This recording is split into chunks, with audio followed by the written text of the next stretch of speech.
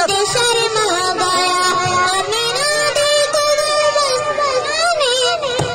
हवा में अंदर खुशियां मनाने लगी। आमिना बीबी सबसे ये कहने लगी, दुआ हो गई कबूल, अल्लाह ही अल्लाह बीबी आमना की भूल, अल्लाह ही अल्लाह। सुभान अल्लाह।